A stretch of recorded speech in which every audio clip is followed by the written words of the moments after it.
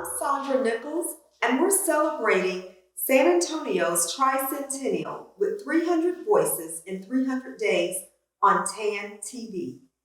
There are many African Americans who have made a significant impact on families in San Antonio with education, with entertainment, and we have with us today Miss Carolyn McClure, who's a retired educator, and we're going to learn more about her now. So, Miss McClure, tell me a little bit, where were you born? I was born here in San Antonio, Texas, Oh, on the east side.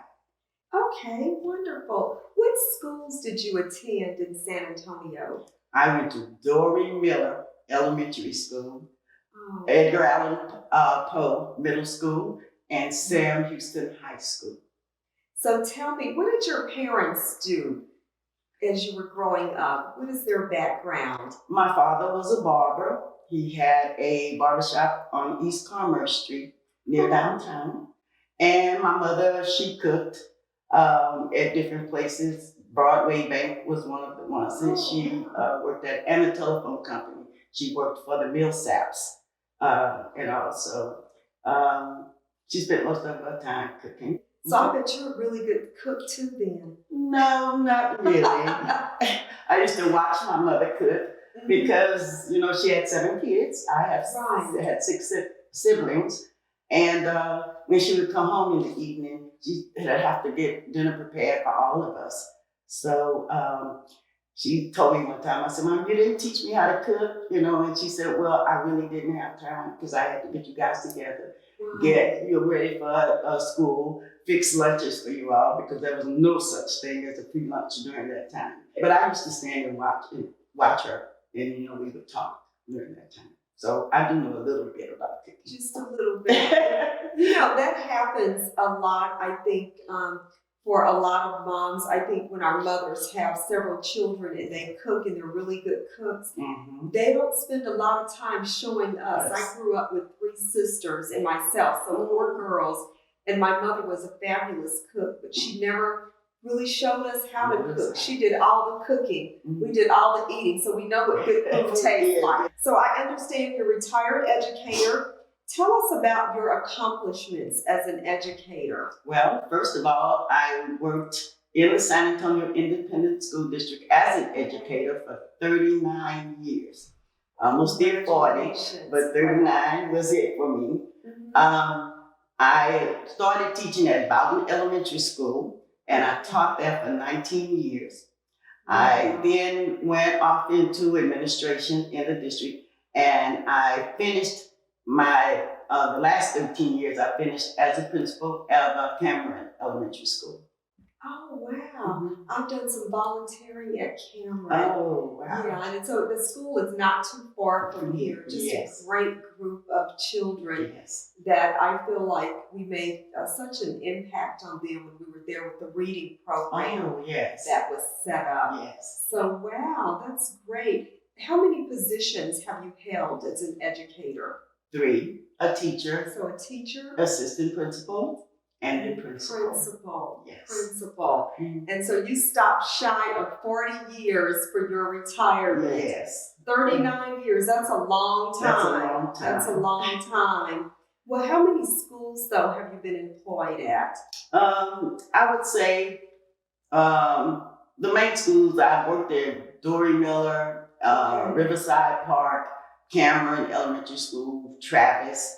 As an assistant principal, I had to move around. Sometimes I had 2 schools, you know, because they were smaller schools. And so I would work at 2 schools, you know, 3 days in one and 2 at the other. You know, so I think I've been employed at about 6 or 7.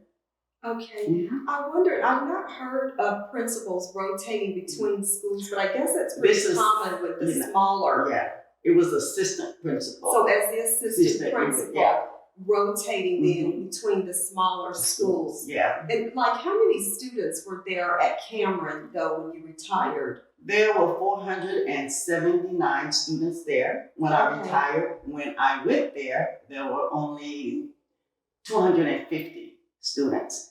So over the 13 years and my reputation got out there, and people were sending their kids to school from Northeast School District and other districts because they felt that we had a nice school where the kids were learning. Right. So with the school, because it grew so significantly, or the population of the school, what was the student-teacher ratio there? Well, and from kinder through fourth grade, it's 1 through 22. They can have 22 kids. Okay. And the fifth grade, sometimes they would have 25 kids in each fifth grade, 25 to sometimes to 29, we would say, students in each class. That's awesome. Mm-hmm. Did they do any additions to the school, or was it like the portable buildings as the school grew? Well, at the time that I was there, we had the portables outside. Okay. When I went there, we didn't have any portables, maybe one, but because the population grew. And at one time, we had pre-K 3 through 8th grade. And so we had to add portables. But right before I left, I was told that they were going to build a new school, new Cameron. And so they did. And it's absolutely beautiful. So I didn't get the opportunity to go into the new school, but I've gone over to look at it. So it's a beautiful school. Wow. And so it's still around the same population of students, or has it grown? I was there right at maybe 15 or something. It's grown just a little bit. Just a little bit then. I bet they miss having you over there. And I miss being there too. Yes. Well, what do you feel your greatest contribution has been to San Antonio? Well, as an educator, I feel I was an awesome teacher at Bowden Elementary School. I taught language arts there, and I see so many of my kids who've done such nice jobs in their lives, or finishing college. And we have one that's a neurosurgeon. We have one that's a psychiatrist. She came back to see me. And then we have, others that became teachers, others that were editors of the magazine. Once I became principal, I hired several of the kids that I had taught as teachers at Cameron Elementary School. That must be an awesome experience for them to have come through your school and then to have the opportunity to get to work with you. me. Yes, again. Yes. And I think I had an impact as a principal. I was able to impact more students as a principal, each year with like 400 kids, and overseeing, their education and all. So I loved teaching. I loved being with the kids, and I just loved being a part of their lives. And so I do think that when I look back at things that, I did the best that I could, but I think that I did an awesome job with these kids. I bet, are you still friends with many of the teachers, or still have a rapport with many of the teachers? Yes, they still call me. Some come around, want to know how I'm doing, and everything, or if I run into them, at the store or something. But yeah, I do have a relationship with a lot of those teachers. That's great to hear the impact that you've made, not only on the students, but I'm sure also the staff, the teachers that have worked alongside with you and worked for you. And I think we need more of that. I can tell just by talking to you that you have quite a love for education. And I think nowadays we need more teachers who just love being around kids and love making that, having that impact on them. We don't have enough of that. I think that a lot of times when teachers are in schools, if the principal does not allow them to be a part of a team, then sometimes we have problems with that, and the teachers aren't doing as well as they should. That's the one thing that I am very proud of as an educator and as a principal of Cameron Elementary School. When I came in, I established a team. There were some things that, especially dress, because I believe in you being professional, and I didn't let them discuss that. But a lot of times, the teachers had input into what we were doing. We were a team, and we worked together. And when they had different things to do, I would be there. And so I expected the same thing when I had different things that I needed them to do at school. Then they were there. Right, and just supporting each Each other. other, yes. And so you find that people probably give a lot more back when they know that they're fully supported. They definitely do give a lot back when if they feel like they're a part of it.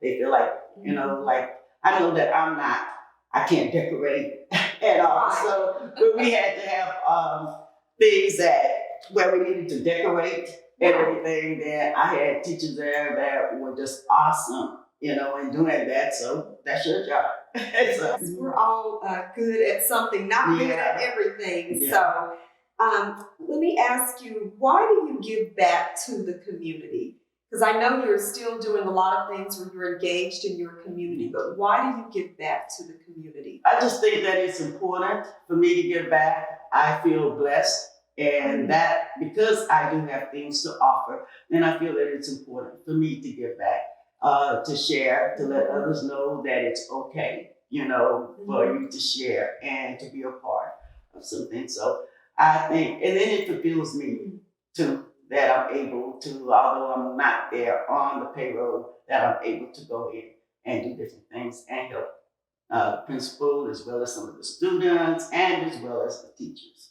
Right, and that's needed. It really is needed where people continue to make that significant contribution where they know they're good, because we all kind of know the things that we're good at. And like you described earlier, everybody's not good at everything, but where you are good, you're still making that contribution back to your community.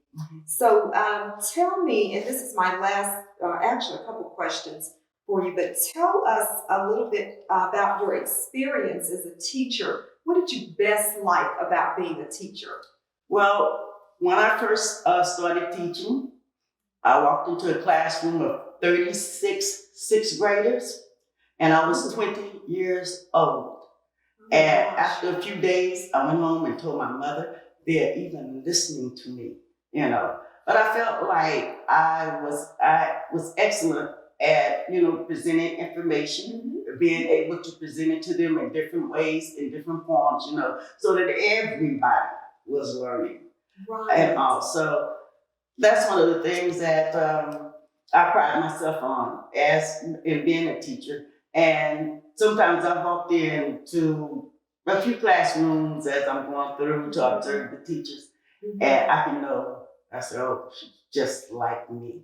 Because you have to be a little bit animated, you know, to get through to the kids. I'm not just standing up there, la, la, la, you know, and everything. We're interacting with each other, you know, and I might stand, turn, and do a little dance, you know. They love that, I'm sure. To get my point across, you know, and everything. So I really love that, you know, as a teacher. And it was such a joy when you take some students. I had one little boy that come to me one time and to tell me it was his first, you know, at the beginning of the year. And he was in my classroom, so he came up to my desk to tell me, he said, you know, really want to be in the classroom, but I can't read. And I said, yes, you can. I said, you'll be able to read before you leave here and everything. So, and he was able to read after that, you know. And if I said, oh, yes, you can. You can learn to read. But, you know, little things like that along the way when you see that you're really helping students and that they're able to really understand and they enjoy being in there and that they're learning, you know. It really makes me feel good as a teacher. And to see them at the beginning of the year and then see them at the end. And then to see them as adults and how articulate and intelligent they are. And I take pride in that because fifth grade, as research will show, most students or most kids will remember their fifth grade teachers. And so, and they do, because I've seen some. And I'll say, I'll remember your face. You have to tell me your name. Right, of course. Yeah. Wow, that's great. Those are really great stories. And why is it important for us to tell our own stories? I mean, we have a lot of stories to tell, but why is it important for us to tell our own stories? Because a lot of times our stories won't be told if we don't tell them ourselves. And I, worked in a district with, like 3 or 4 different ethnicities. And a lot of times you see that although you've done this fabulous job, they are really not talking about you, or if they have something to tell, they're not talking about you. I was told by my supervisor before I left, he'd asked me if the superintendent had called me. And I said, no, well, again, call me for what? Am I in trouble? Right. But he said, no. He said, he's using your school as an example when he talks to different other superintendents around the district where there's teamwork. I did instill, it was just me, that everybody had to dress professionally. Did not allow teachers to come in jeans. There was no day that we had, where they could, wear t-shirts and all. So I always want us to look professionally. I heard once upon a time that, Black kids are impressed by the way that you dress. And if you want them to respect you and to see you, as someone to respect, then you need to come before them and present yourselves in that manner. Over Cameron, I was had the largest percentage of Black kids on any one campus. So I was really happy that I got the opportunity to go over and work with them and the parents and the community. A lot of people don't understand, if you incorporate all of that into your school, the community will give you money, they will buy you Christmas trees, the kids' toys, they will just do anything, but you have to go to the place across the street or the store across the street and ask, what can you do for me? The parents, they were there on campus. When I first started there, of course, nobody wanted me there. The parents didn't even wanted the principal that was there. But after a while, we talked, and I showed them some things, and they just loved it. And I asked one parent to go home, and your child is in 2nd grade. Go home and have your child to read the 2nd grade book for you. And when she came back, oh, she can't read. I said, but she will. She will. And I think it's so important that we, as Black people, get our kids to read. Just read for enjoyment. I read for enjoyment all my life. You would be surprised about that vocabulary building, your writing ability, and all, if you just read and all. And then all the whole wealth of information that you get from reading. And I think that the little cell phones with the internet and stuff on, you very seldom see a kid pick up a book. I know. I love books. I really do. Yes. And one of the things several things that we, put into play at Cameron, we had a book club. And and it included the parents too, because, and we were reading the books that, most everybody needs to read and stuff. And some of the parents had not finished school. So they were very interested. On the last Thursday of every month, then we had a book club dinner where the kids dressed and we put out, the place settings and all, because I told them when you go to college, after you do that, you're going to have to go to social functions and all. And you really need to know what fork to use, what glass is yours, and all. So, yes, proper etiquette. We worked on that along with, just reading books and presenting. Everybody had to do a presentation. And most of the time, the parent and the child would present some type of either a drawing, or something that they put together to show that they had read the book. But the parents were they were like, oh my God, we're going to read? Yes. And they, Mr. McClure, what page are you on? And I'm like, oh, I already read it, and stuff. And I said, I got up to page 52. But just to keep the parents involved in what we were doing at the school. Yes. We also had Laura Thompson, who came in with the Read and Lead program. And so on Saturdays, we would go to different stores, barbershops, or wherever, and have our kids to read to them. the different people in the barbershop or at the grocery store, and they loved that too. And then we also had a what was it called? The reading cafe that she did. Yes, I participated in one of those. I actually went to Cameron the first time I participated in the Read and Lead was at Cameron Elementary. Yes. And Laura asked me to get up. I came in and she says, I'm going to need you to MC this event. And so I was just really surprised at the number of parents that were there sitting in the cafeteria just watching their children read. And the kids were just so excited, kind of running around. But then once they got their books, they sat down. Everything was very orderly. And as she says, if you can read, you can lead. Yes. And that is very true. Yes. And, to get the kids to buy in and the parents to buy in and participate, and they're just excited about it. I had a 4-year-old who lived with his grandparents, and we were going to a Read and Lead event, and he just wanted me to know that he could read that book. And what had happened with the 4-year-old, he had memorized that book because I took him and started pointing to words in the book and stuff. Right. And he couldn't tell me what the words were, but he had memorized the whole book. He was so excited. I will never forget that because he's going to be a good reader, though.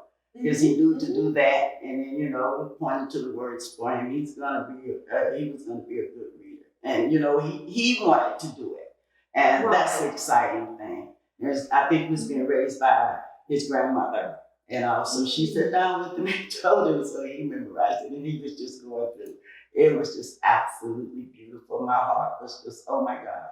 I mean, that's amazing. Yeah. That's amazing, and just the amazing stories and something. A lot of people may think something as simple as just sitting down with a book, just introducing a child to a book can change their life. I mean, it makes such an impact on them.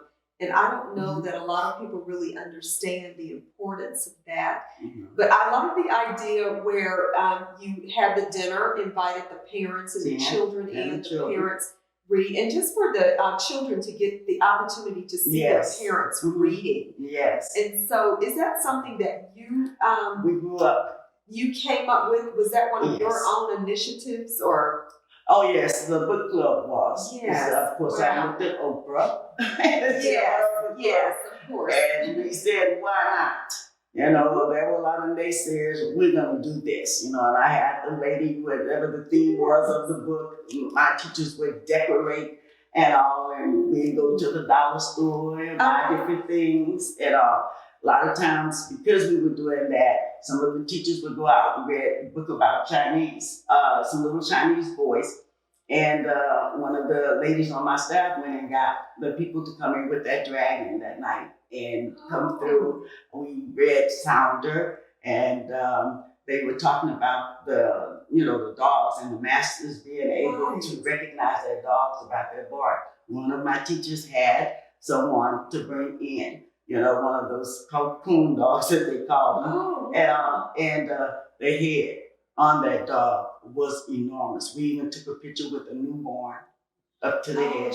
And those dogs are so very well trained because we wanted it to bark, because that was one of the things in the book that they kept talking about. Right. And he said he's so well trained he won't bark in this building.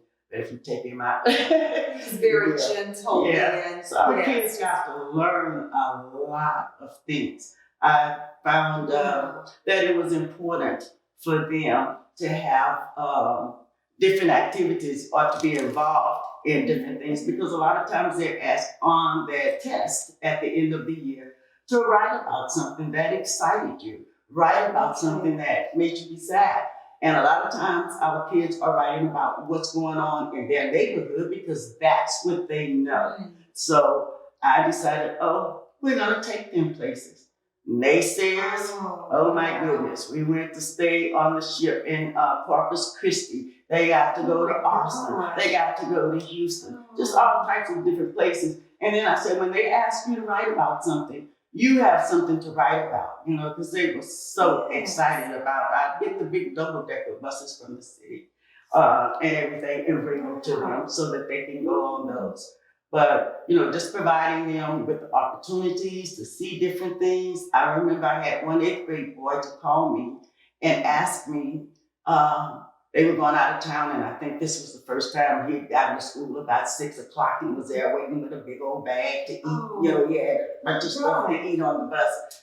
But he called me, he got past Walls on the Road, and he called me, secretary put it through, and he said, Mrs. McClure, we just passed this place called Walls on the Road. Are we out of town yet? Oh my gosh. And I am just like, no. And people don't realize that. Yes, sure. they don't realize that. So you want them to write, when I left Cameron, my first year there, we had become a low performing school because of the writing. And when I went through and analyzed the data, I found out that the kids knew no mechanics. So it was important for us to do that, as far as the mechanics were concerned. And when I left Cameron, my kids were making 3s and 4s, and 100% of them were passing writing. So that's how hard we worked with those students. They were even able to go, when we had pre-K 3 through 8th grade, our kids went to Sam Houston, they paid into Sam Houston. I was told by my supervisor at the time that the only kids that were really passing the test at Sam Houston were those coming from Cameron, And so I was very proud of that, because it took a lot to break that test out and to explain to the kids what it is that they needed to do, what were they asking you? What is it that you need to do in order to pass that test? So we worked on Saturdays. Sometimes we even worked on Sundays with our kids and everything. But I think we were a recognized school for about 8 or 9 of those 13 years that I was there, because it took me some time to move them forward, to get them to read, have math, teach math. I had my curriculum specialist who became my assistant principal, Miss Patricia House. She was a math wizard. And so she was able to put things together and to work with our kids in that area to bring them up to where they needed to be by grade level. My forte was language arts, like I said, the reading and the English and all, so and spelling and everything. So we were able to do quite a bit with those kids. When I left there, proud. I left them in good hands.